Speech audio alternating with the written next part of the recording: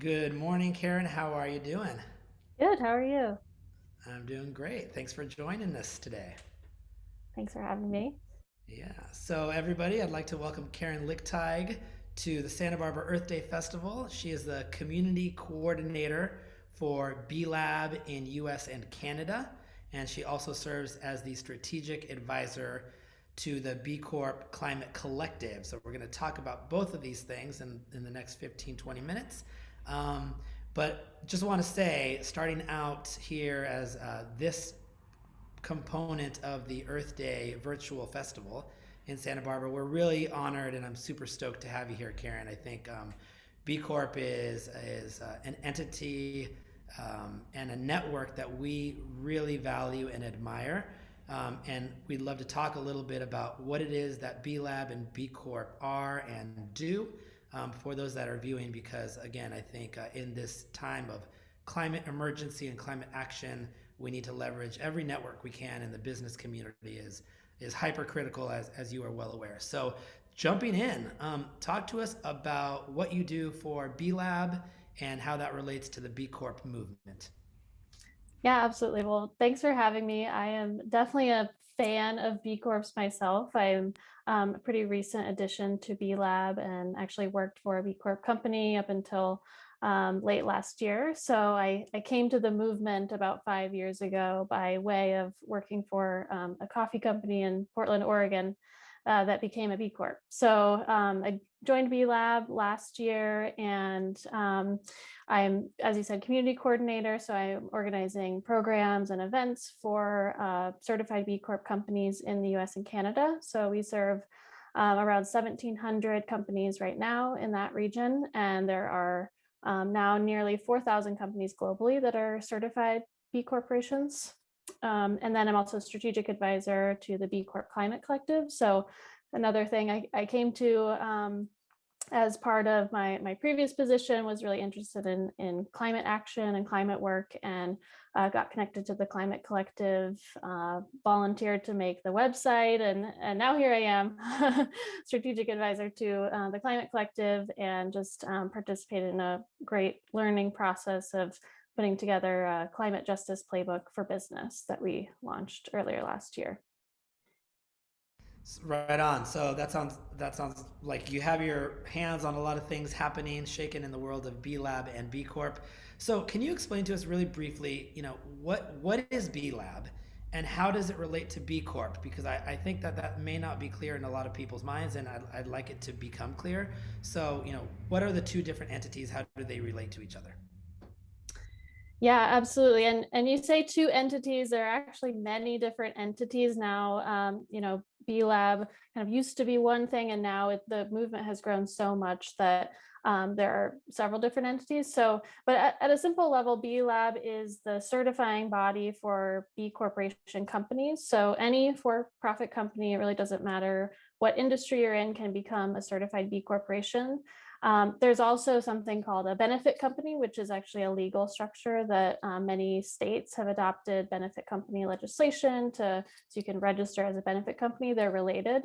And yeah, B Corps are essentially a new kind of business that is redefining what it means to be successful in business. They to be certified, you have to meet a really rigorous, high standard of social and environmental responsibility. So all B Corps go through what's called the B Impact Assessment, and it's this certification assessment process that can take a long time. For the company I worked for, it took nearly a year for us to go through the process. And now, there is so much interest in becoming a B Corp that B Lab is growing a lot and adding standards analysts, the people who actually have to audit, go through each company that applies and say, show me the proof and the documentation and the paperwork that says that you answered the question this way. We want to verify that. So it really is rigorous and verified, and it is a high standard for that social and environmental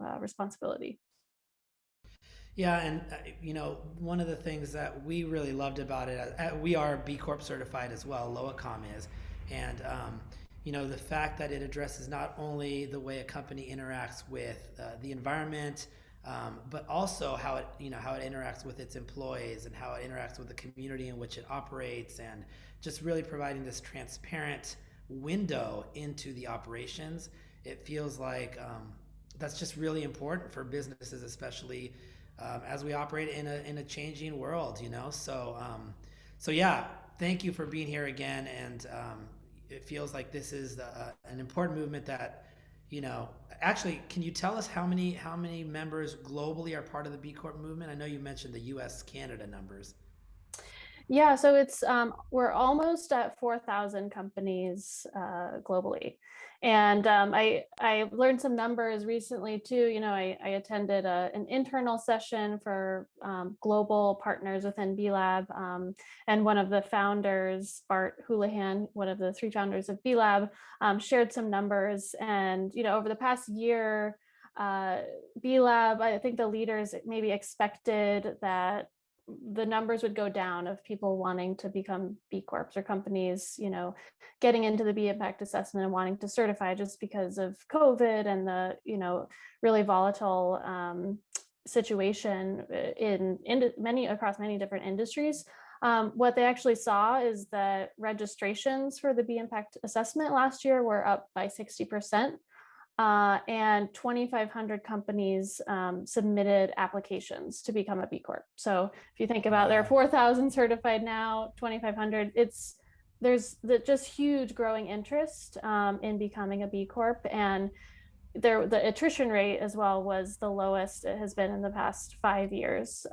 So below 6% of companies. So companies have to recertify every 3 years, and it's not just like clicking through a few things and pressing a button. It's like going through the whole process again. I went through a recertification process with our company. I don't know if you've been through it, but it's not easy. You really have to go through it. It gets harder. The assessment is updated every year. So I think that just shows you, like, this movement is growing a lot, and B Lab is adding capacity now to handle those applications. But I would attribute that really to, I think the past year has shown that traditional business is not working for people, and I think the pandemic really laid bare some of the deep systemic problems within industry, and a key part of being a B Corp is adopting a legal structure, actually, that says that you serve all stakeholders, not just shareholders. So it's subverting this traditional notion of what a business is, the concept of shareholder primacy, that the purpose of a business should be to return profit to shareholders. And B Corps adopt this legal language in their governing documents that say, actually, we're here to serve all stakeholders, kind of the triple bottom line approach of people, planet, and profit. Awesome. So you mentioned 4,000 or so global participants, business participants in the network. So I want to mention, or I want to ask you about the power of the network, right? Leveraging like-minded businesses working together towards collective action. And I know a couple of years ago at the Champions Retreat in Los Angeles, kind of the climate. I don't know if it was the climate collective per se, but really B Corp's uh, ways to address the climate emergency started to become very concrete. So I'd love for you to just speak to, what is the climate collective, who's a part of that, and what are the goals of that body? Mm-hmm. Yeah, well, environmental performance at a basic level is really essential to becoming a B Corp. It's an entire section on the B impact assessment, and there are several questions that companies have to answer about environmental performance. And so things like measuring greenhouse gas emissions and using renewable energy, examining your carbon footprint, your waste footprint, that kind of thing.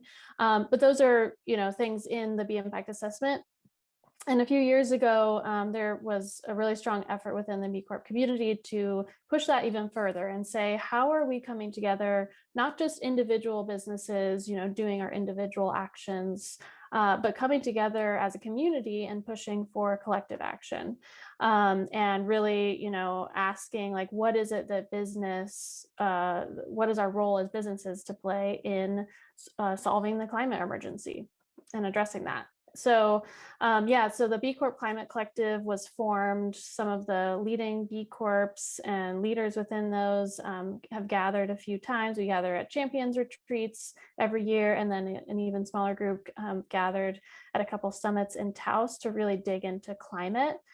And they created several different task forces from that. I unfortunately did not get to go to Taos, but I've heard all about it, and I've been involved in some of the task forces that came out of it. And the one most recently I'm involved in was the Climate Justice Learning Task Force. So let's segue into that. I know that recently, we always as business leaders love to look at tools and templates and just things that we can use as we're doing the work. And I know that I believe it was through the Climate Collective that B Lab put together this really comprehensive climate justice playbook. So can you speak a little bit to that? And then more broadly, the role that race and racial issues have started to play within the B Corp community, because obviously that's super critical to the way we address race is a lens by which we have to now look at things for many, many reasons. And it seems like B Corp's taking it head on and incorporating it into its work. So can you talk about the climate justice playbook and then kind of race as a lens through which you look at the work? Mm-hmm.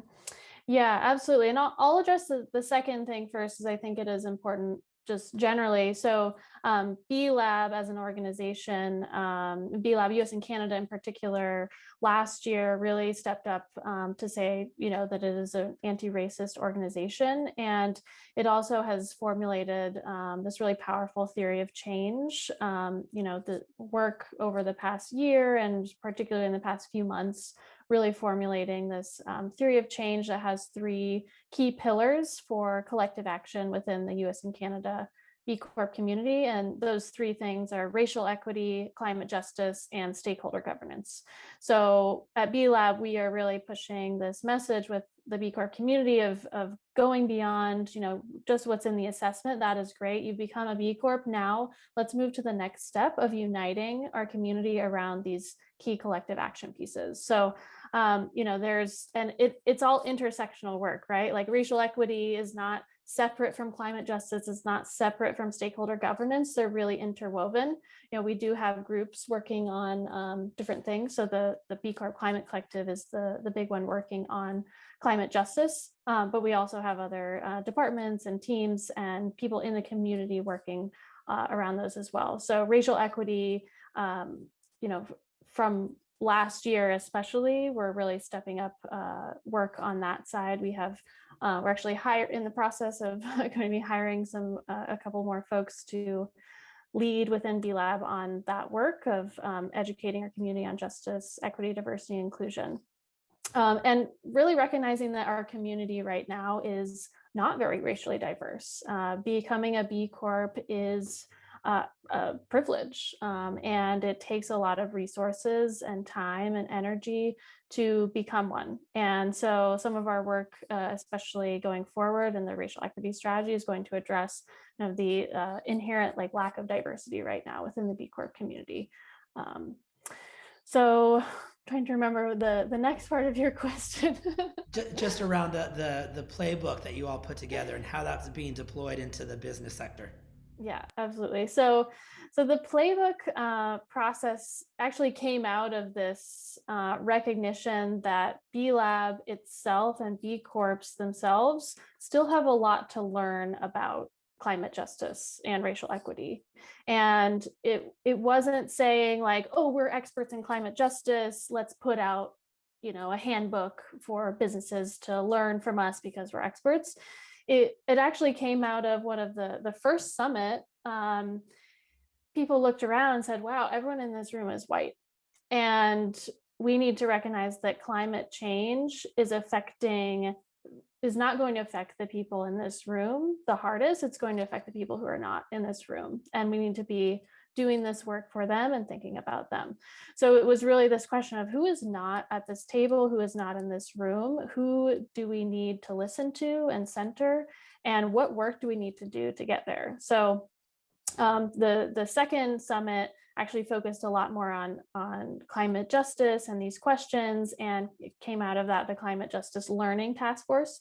And that addition of learning in the title is really important because it was about a learning journey. And writing the playbook was, they sent out a survey, and there were dozens of businesses that were asked what they were doing on climate justice in particular. And it was really looked at as a landscape analysis of where are B Corps right now? Where are leading B Corps on this? How are they defining climate justice? How are they showing up for their communities? How are they doing this work? And it's about learning from them, and then learning also from other experts in climate justice, collecting this information and putting it in a format where we could distribute it to our community. And I think it's been picked up in many other circles as well now, which is great, of getting the word out about, okay, here's kind of where we are now. Here's what some B Corps are doing. Here's some ideas of where we're at now and where we can go from here. So we're already, in the process of writing that playbook, we realized we were falling into some of the traps that we said that we wanted to avoid, and there's a really great chart in the playbook about the mindset shift essentially that climate justice requires. So it's moving from an extractive and exploitative model and mindset into this regenerative and equitable mindset, and like the world that we want to see and create. And it really is, it's like in your mind and it's in the world both. So these tendencies of like focusing on ourselves and what we're doing versus like what other people are doing and others, and making that shift. So it was a really interesting process to be involved in, for sure. So, we could talk for hours, and I wish we had hours, but we only have minutes left, unfortunately. So, I want us to just get to the point where we can point people to some of these resources, because from what you're saying, it's pretty clear that these resources are available to anybody that's interested in getting further involved. They don't necessarily have to be a B Corp, a certified B Corp, but can you just name a couple of opportunities for how people can plug in? And obviously, I'm hoping and guessing we want more B Corps to come on board as well. So how do people plug into using the impact assessment, the playbook, and or become a B Corp? Any resources that you can offer would be fantastic. Yeah, definitely. Well, my goal is that every company becomes a B Corp. So eventually, maybe in the future that'll happen. But I think right now, especially if you're interested in climate work, go to bcorpclimatecollective.org and join the B Corp Climate Collective. Anyone can sign up, even if you're just an individual interested. It's essentially signing up for our mailing list. As a business, we also have a net zero by 2030 commitment. So 20 years ahead of the Paris Agreement, signing up to say that my business is going net zero. But we also really invite businesses to go beyond that and commit to center climate justice, commit to declaring a climate emergency in your work. And we have over 1,000 businesses now that are signed up for that net zero by 2030 commitment. Over 800 of them are B Corps. And then another thing you can do is start measuring your impact. Anyone can sign up for the B Impact Assessment. That's what it takes to become a B Corp. You don't have to say, oh, I'm going to become a B Corp to sign up. There are actually over 100,000 companies that are using B Lab's tools. So there's the B Impact Assessment, or if you're interested in the UN Sustainable Development Goals and that orientation, there's also the SDG Action Manager, which you can use. Great, great. So, again, in this region, there's a lot of interest in not only B Corp, but you and I talked previously about 1% for the Planet, another network of businesses that are trying to use their leveraged resources for good. And there's just a lot of interest in this topic. So I would hope and anticipate that you guys do get a little bit of interest and inquiries from this conversation. It's beaming out to a national and international audience. So thank you so much. Can you just give us the website that I know you mentioned the Climate Collective website, but one key website where we could actually funnel people, where you'd like to see people head to kind of get their foot in the door? Yes, I think it is the B Corp Climate Collective website, bcorpclimatecollective.org. You can also go to bcorporation.net if you want to learn more generally about B Corps. Awesome. Well, Karen, thank you so much for your time. Again, Karen is the community coordinator for B Lab in US and Canada, strategic advisor to the Climate Collective that B Corp is running. And we look forward to many, many more good things coming out of B Corp and B Lab. Karen, thanks so much for your time. Thank you. Take care.